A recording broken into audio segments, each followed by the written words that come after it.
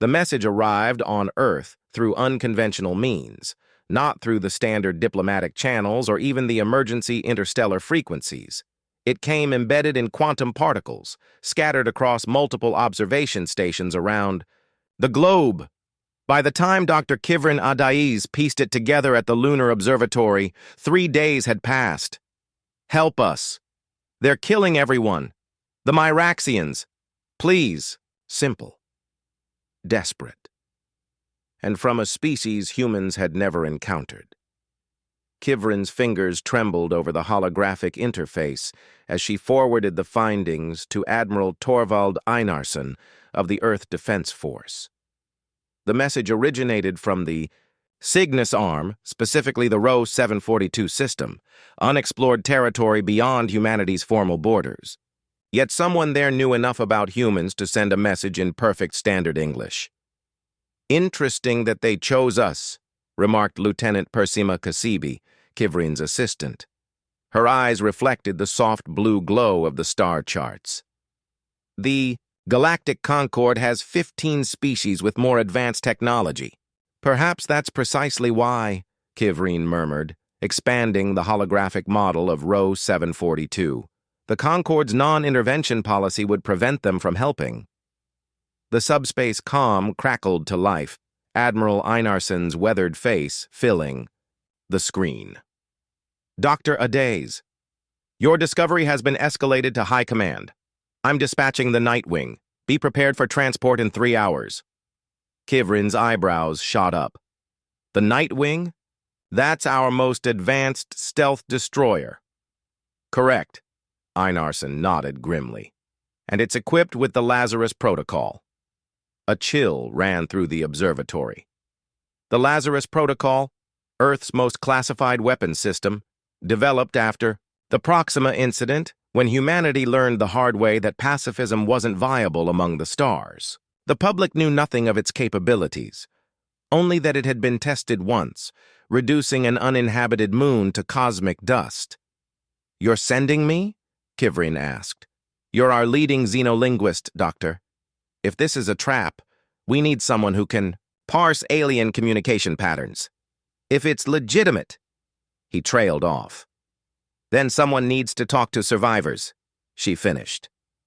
3 hours later, Kivrin stood in the Nightwing's bridge beside Captain Rizik Orlov, watching the Earth shrink to a pale blue dot. Beside her stood Major Izara Khatri, commander of the ship's combat team, her augmented exoskeleton humming quietly. Initiating fold space jump in 30 seconds, announced the navigation officer, Lieutenant Malachi Zuberi. His neural implants glowed faintly beneath his skin as he interfaced directly with the ship's systems. This could be first contact with a new species, Kivrin said quietly. Or we could be walking into an interstellar incident. Captain Orlov's artificial eye whirred as it focused on her. That's why we're bringing both a linguist and the deadliest weapon humanity has ever created. Diplomacy and deterrence, Doctor, the POW. Stars stretched into lines as the Nightwing tore through the fabric of space-time, hurtling toward an unknown alien conflict that had somehow placed humanity in its crosshairs. Jump complete, Zuberi announced. Arriving at Rho 742 in 5, 4, 3. The view screen filled with fire and debris. Where a planetary system should have been, there was only destruction. The Nightwing drifted silently among the wreckage, its advanced stealth systems engaged. What remained of Rho 742's fourth planet hung in tatters, continental fragments still glowing from planet-wide bombardment. Debris fields stretched for millions of kilometers, remnants of orbital stations and defense platforms. Life signs?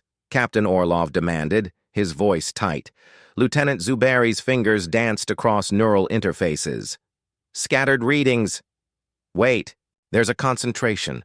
A moon orbiting the sixth planet appears intact with approximately 5,000 signatures. Multiple species. Refugees. Kivrin breathed. Or prisoners, Major Khatri countered, her hand resting on her sidearm. The combat specialist's enhanced eyes narrowed as tactical overlays filled her vision. Those energy signatures surrounding the moon, those are containment fields, not defenses. The bridge fell silent as a massive vessel emerged from behind, the system's gas giant. Nearly 15 kilometers long, its hull was adorned with glowing sigils and biomechanical appendages that seemed to pulse with malevolent purpose. Myraxian Dreadnought, Orlov identified. Matches no known configuration in our databases. Dr. Adaizi studied the vessel's markings. Those aren't just decorative, they're a language, a declaration. I can extrapolate from known xenolinguistic patterns. They're announcing this as a culling ground. Zuberi's neural implants flashed warning patterns. Captain, we're detecting a quantum scan sweep. If it touches us, evasive maneuvers, Orlov commanded calmly. Maintain stealth protocols. The Nightwing slipped behind a debris field as the massive energy wave passed. On the view screen, they watched in horror as the Myraxian ship fired upon a cluster of fleeing escape pods, vaporizing them instantly. They're hunting survivors, Khatri stated flatly. Systematically. Kivrin activated her personal analysis suite, capturing all available data. The quantum resonance pattern in their weapons matches the particles that carried the distress message. Someone knew how they operated and used their own technology against them to send the call. Clever, Orlov nodded. Lieutenant Zuberi, plot a stealth approach to that moon. We need to make contact with the survivors. Sir, Zuberi hesitated. The Myraxian vessel has deployed scout ships that are patrolling precisely along that vector. Major, Khatri stepped forward. Request permission to deploy a tactical team via stealth pods.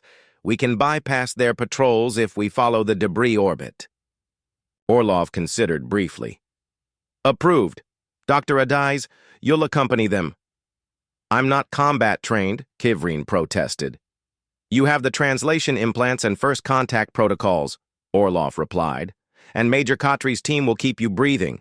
2 hours later, Kivrin found herself encased in a stealth insertion pod alongside Khatri and 3 combat specialists, Lieutenant Davin Ravek, Specialist Imara Novik, and Corporal Visali Toshin. Each wore next-generation combat exoskeletons with adaptive camouflage.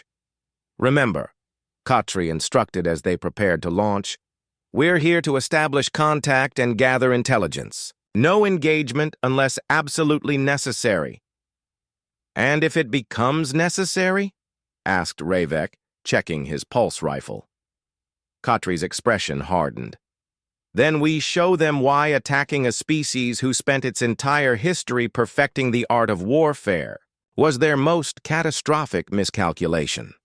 The pods ejected silently into space, using the planet's debris as cover for their approach to the refugee moon. The refugee moon's surface was a mess of hastily constructed shelters and repurposed ship parts. As Kivrin's team emerged from their stealth pods in a secluded crater, they activated their exosuits' adaptive camouflage, becoming near invisible against the rocky terrain. Life signs everywhere, whispered Specialist Novik, her biometric scanner, sweeping the area. At least 7 distinct species, none human, none in our database. Movement, 2 o'clock, Lieutenant Ravek warned. A figure emerged from behind a twisted sheet of metal, tall and vaguely insectoid with 4 arms and a carapace that shimmered with bioluminescent patterns. Its compound eyes swiveled independently, scanning the area where the humans stood camouflaged. Kivrin stepped forward before Khatri could stop her, deactivating her camouflage. We received your message, she said clearly, her translation implant analyzing the alien's physiological response patterns. The alien froze, then emitted a series of clicks and whistles that Kivrin's implant struggled to process. After a moment, it produced rough English. Humans, you came. The others said you would not. We came, Kivrin confirmed. I'm Dr. Kivrin Adaizi. Who are you? Vexalia, the alien responded, its mandibles quivering. Scout for the Radiant Coalition. What remains of it? Major Khatri decloaked beside Kivrin. What happened here? Vex'alia's posture changed, becoming more rigid. The Myraxians. They appeared 3 orbital cycles ago. No warning, no demands. One of the aliens' 4 hands made a sweeping gesture. 9 worlds in this system, 7 spacefaring species. The Radiant Coalition was our attempt at mutual prosperity. The alien's voice modulator produced a sound like static, their equivalent of a bitter laugh. Now we are refugees, the last. Why? Kivrin asked. What do they want? They take worlds. They take resources, but mostly they take knowledge. Vex'alia's compound eyes flickered with internal light. They believe themselves to be the inheritors of the galaxy. All other sentient life is unnecessary competition. Corporal Toshin's voice came through the tactical channel. Major, we've got a problem. Myraxian patrol approaching from the north. 6 units, heavy armament.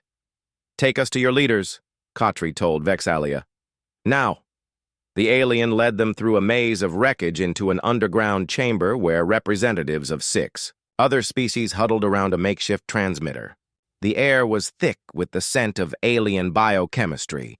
Fear pheromones, universal across species boundaries. An avian being with crystalline feathers stepped forward. I am Nexalar, prime communicator of the Coalition. You received our quantum-entangled message. How did you know to contact Earth specifically? Kivrin asked. Nexalar exchanged glances with the others. The Myraxians fear you. Us? Khatri's eyebrows rose. Humanity hasn't even expanded beyond our solar system yet. Not for lack of capability, said another alien, a gelatinous entity floating in a containment field. The Galactic Concord has been monitoring Earth for centuries. Your species develops weapons before developing the wisdom to use them. The Concord kept their distance. The Myraxians intercepted Concord reports, Nexalar continued. They saw humans as potential rivals, another species with aggressive expansion tendencies and rapid weapons development. They planned to eliminate Earth next. Kivrin felt her blood run cold. This wasn't random. This was practice for attacking Earth. Correct, Nexalar confirmed. We hoped you might help us before they come for you. An explosion rocked the chamber. Dust rained from the ceiling. They found us, Vex'alia hissed. Lieutenant Ravek checked his tactical display. Major, Myraxian forces are deploying throughout the settlement. Heavy weapons. They're not taking prisoners this time.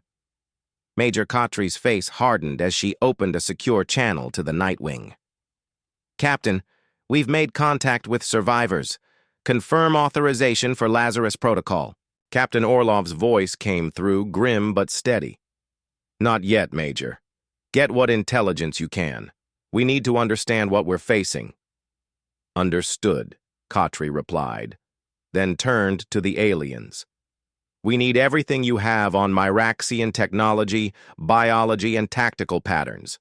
Now, as the sounds of energy weapons grew closer, the survivors frantically began transferring data to the human systems. The Myraxians breached the underground chamber just as the data transfer reached 90%. They moved with unsettling precision. Bipedal figures in biomechanical suits that seemed fused to their bodies. Their helmets housed no visible eyes, only a series of sensory nodes that pulsed with sickly yellow light. Transfer complete, Specialist Novik announced. Major, Khatri nodded curtly. Defensive positions. Protect the civilians. The human squad deployed with practiced efficiency. Corporal Toshin activated a portable shield generator, while Lieutenant Ravek and Specialist Novik took up flanking positions. Major Khatri positioned herself in front of Dr. Adazi and the alien representatives. The first Myraxian through the breach fired without hesitation, a weapon that emitted not energy or projectiles, but what appeared to be liquefied space-time itself. Where it struck, matter simply ceased to exist, leaving perfect spherical voids. Gravitational displacement weapons, Revek observed clinically, returning fire with his pulse rifle. The shots impacted the Myraxian's armor harmlessly. Conventional weapons ineffective! Khatri switched tactics instantly. Novik, sonic disruptors, Revek, EMP grenades on my mark. The coordinated attack momentarily staggered the Myraxians, the sonic disruptors interfering with their sensory systems while the EMPs disrupted their biomechanical interfaces. Kivrin watched in horrified fascination as the creature's armored forms spasmed. Their systems are partially organic, she realized. They're integrated with their technology. Vex Alia clicked rapidly. Yes, the Myraxians believe technological. Integration is the next evolutionary step. They see purely biological life as obsolete. More Myraxians poured through the breach.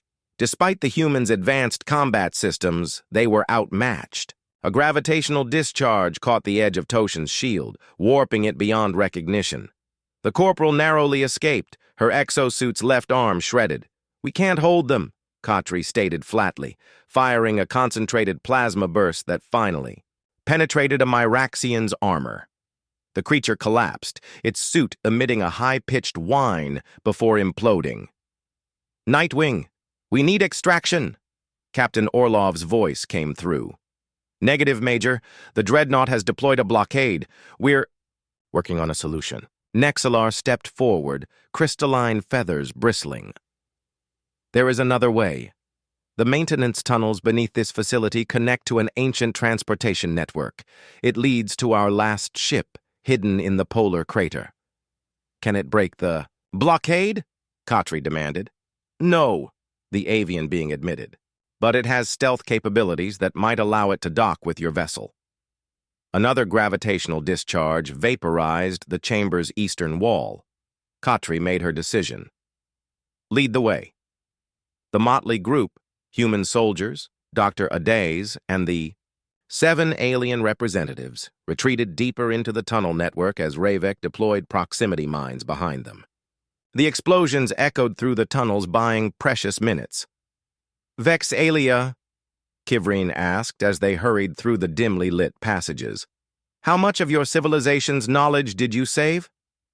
Only fragments, the insectoid replied. Our greatest scientific achievements, historical records, cultural archives, most were stored in the central repositories. All destroyed now. The Myraxians don't just annihilate species, added the gelatinous entity floating beside them. They erase all evidence we ever existed. The tunnels opened into a vast underground cavern, housing a sleek vessel unlike any Kivrin had seen. Its hull seemed to absorb light rather than reflect it. The Whisper Wind, Nexalar announced. Last ship of the Radiant Coalition's joint fleet. It can hold all the survivors from this moon. 5,000 beings? Lieutenant Revek looked skeptical. It was designed as an evacuation vessel, Vexalia explained, for precisely such emergencies. As they boarded, Kivrin studied the ship's interior. Organic technology merged seamlessly with mechanical components. The control interfaces responded to thought patterns, adapting to each species' neural architecture. Fascinating, she murmured. Your technological approach is completely different from humanity's. And from the Myraxians, Nexalar added. Perhaps that is why they fear both our peoples. We represent divergent evolutionary paths. Major Khatri established a secure connection with the Nightwing. Captain, we've secured approximately 5,000 refugees and are boarding an alien vessel with stealth capabilities, requesting rendezvous coordinates. On the communication screen, Captain Orlov looked grim. The situation has deteriorated, Major. The Myraxian dreadnought has detected our presence. We're currently engaged in evasive maneuvers. The ground shook violently. On the external cameras, they watched as the Myraxians began systematically destroying the moon's surface. They're taking no chances this time, Vexalia observed. They mean to leave no survivors. The whisper wind rose silently through the disintegrating moon's atmosphere. its quantum displacement drive leaving no energy signature to track. On the bridge, Nexalar manipulated the crystalline control interface with practiced movements of its feathered appendages. The Miraxian sensors operate on principles of reality distortion, the avian being explained. They don't detect energy or matter, they detect inconsistencies in space-time itself. Dr. Adaz leaned forward, fascinated despite their dire circumstances. Then how does your stealth system work? We don't try to hide our presence, Vexalia clicked, mandibles working excitedly.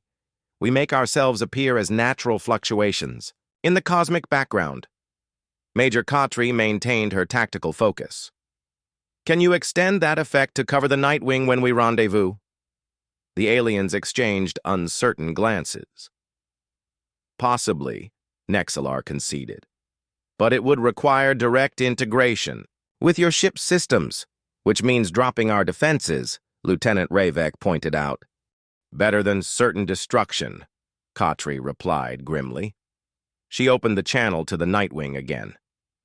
Captain, the refugee vessel has technology that might mask both ships, requesting permission to attempt integration upon rendezvous. Captain. Orlov's face appeared on the view screen, his artificial eye glowing bright red, battle mode engaged.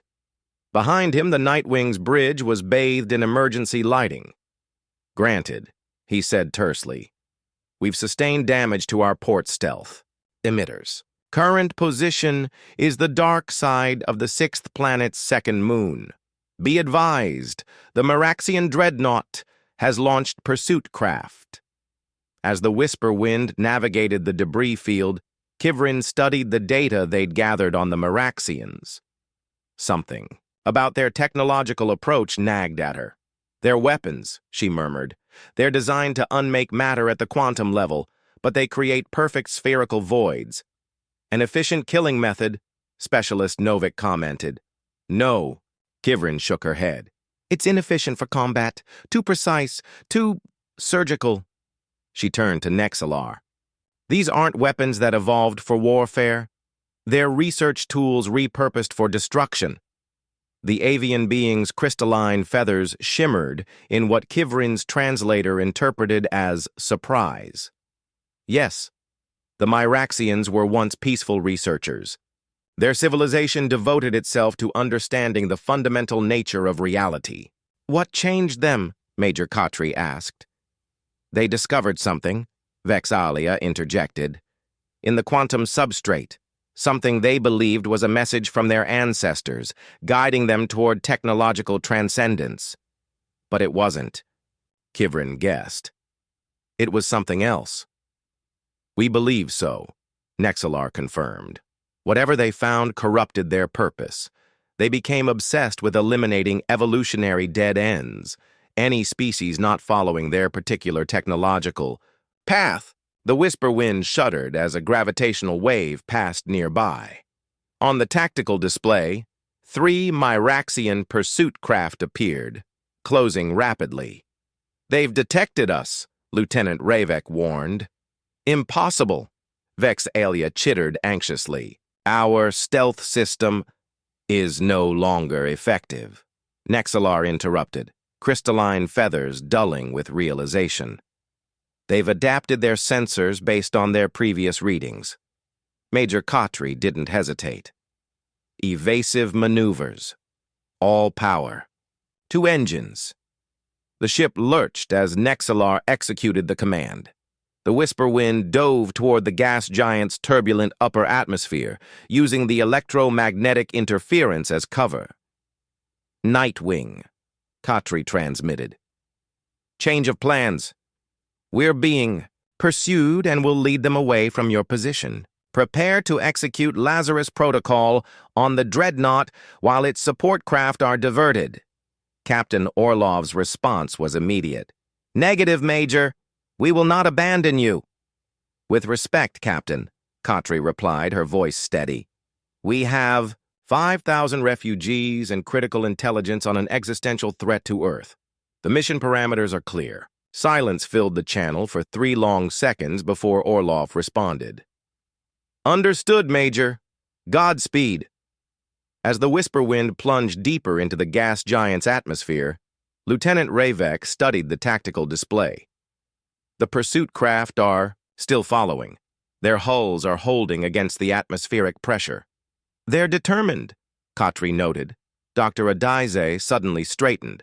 The atmospheric composition, hydrogen, helium, methane. Major, I have an idea. I'm listening, Doctor. Their weapons create perfect spherical voids by displacing matter, Kivrin explained rapidly. In this atmosphere, if they fire, the displacement would create a vacuum instantly filled by the surrounding gases, Novik finished, understanding dawning, generating an explosive compression wave. Exactly, Kivrin nodded. We can use their own weapons against them. Major Khatri's eyes narrowed thoughtfully. Nexalar, can you position us to draw their fire while keeping maximum distance? The avian being's feathers rippled with determination. It will be done.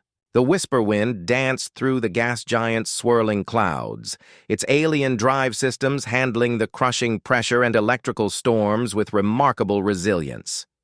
Behind them, the three Myraxian pursuit craft followed relentlessly, their hulls glowing from atmospheric friction.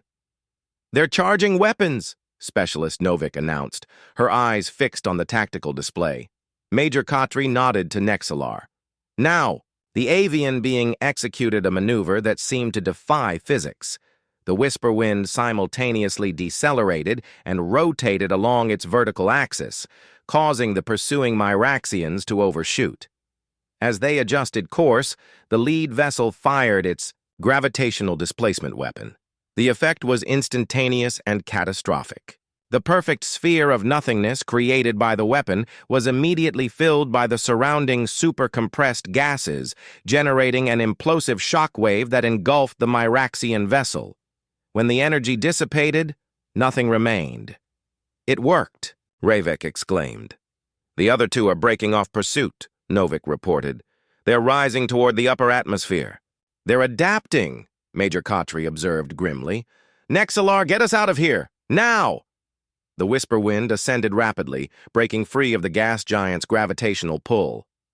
On the tactical display, the remaining Myraxian vessels maintained distance, while continuing to track them. They're hurting us, Lieutenant Ravek realized, driving us toward the dreadnought's position. Kivrin studied the navigational charts. The asteroid belt between the 5th and 6th planets. Could we lose them? There? Too predictable, Khatri shook her head. We need something unexpected. She turned to the alien representatives. Your species built this system. Are there any natural phenomena we could use to our advantage? The gelatinous entity pulsed thoughtfully. The 4th moon of the 5th planet contains quantum anomalies our scientists were studying. The Myraxians destroyed our research station there, but the anomalies remain. What kind of anomalies? Kivrin asked. Microscopic wormholes, Vex Alia explained. Unstable, but they create distortions in local space-time. Major Khatri's eyes gleamed. Perfect. Nexalar, plot a course. As the whisper wind changed direction, Kivrin opened a secure channel. To the Nightwing. Captain Orloff, we're executing a diversion to the 4th moon of the 5th planet. Request Lazarus protocol deployment once Myraxian forces are sufficiently distracted. Acknowledged, Doctor, Orloff replied. Be advised, we've analyzed your data on Myraxian technology. Their interdependence with their ship systems gives us an advantage. Lazarus protocol has been modified accordingly. The moon loomed ahead, a cratered, airless rock barely 40 kilometers in diameter. As they approached, instruments detected subtle distortions in the surrounding space. The quantum anomalies are concentrated in that crater, Vexalia indicated. Our researchers theorized they're remnants of a collapsed higher-dimensional structure. Major, Khatri studied the tactical situation. The two Myraxian pursuit craft were closing in again, and sensors showed the dreadnought changing course to intercept. We need to time this perfectly, she stated. Nexalar, bring us into low orbit around the moon. Vexalia, I need precise coordinates for these anomalies. As the whisper wind skimmed the moon's surface, the Myraxian vessels closed to firing range, their weapons charged, purple energy building around their emitters. Now, Khatri ordered. Nexalar executed a sharp dive directly toward the crater. At the last possible moment, the ship veered away, but not before releasing a concentrated pulse of energy directly into the center of the anomaly field. The effect was beyond anything they had anticipated. The quantum wormholes destabilized. By the energy pulse, began to cascade. Space-time itself seemed to fold and unfold around the moon, creating a maelstrom of gravitational distortions. The pursuing Myraxian vessels, unable to change course in time, were caught in the effect. Their hulls twisted impossibly as localized space-time dilated and contracted around them. One ship imploded instantly. The other was stretched into an elongated shape before snapping back and shattering into fragments. On the bridge of the Whisper Wind, humans and aliens alike watched in stunned silence. I think, Kivreen said carefully, we may have accidentally weaponized a fundamental property of the universe. Major Khatri's reply was interrupted by Captain Orlov's voice over the comms. Major, Doctor, the Myraxian dreadnought has altered course to investigate the anomaly. They've deployed additional vessels. We have our window. Understood, Captain. Khatri straightened. Execute Lazarus Protocol. The Nightwing decloaked dramatically, positioned directly behind the Myraxian dreadnought. From its ventral hull, a single projectile emerged, unremarkable in appearance, barely 2 meters long. What is it? Nexalar asked, feathers vibrating with curiosity. Humanity's response to existential threats. Major Khatri answered quietly. Projectile accelerated toward the dreadnought, evading point defense systems with impossible agility. When it struck the massive ship's hull, there was no explosion, only a momentary flash of blue light that rippled across the entire 15-kilometer length. Then nothing. Did it fail? Vexalia chittered anxiously. Kivrin watched the dreadnought on the view screen. For several seconds, nothing appeared to happen. Then, almost imperceptibly, the glowing sigils on its hull began to dim. No, she whispered. It's working exactly as designed. The Lazarus Protocol wasn't a conventional weapon. It was a targeted synthetic virus, part digital, part biological, specifically engineered to attack the integration between Myraxian biology and technology. As they watched, the dreadnought's systems began to shut down sequentially. Its weapons powered down. Its engines failed. The biomechanical appendages that extended from its hull went limp. The Myraxians made themselves dependent on their technology, Major Khatri explained to the stunned aliens. We exploited that dependence. Without destroying the ship itself, Kivreen added, or killing unnecessarily. Across the tactical channels, they could hear Captain Orlov issuing orders. All hands, prepare for boarding operations. We're taking that dreadnought.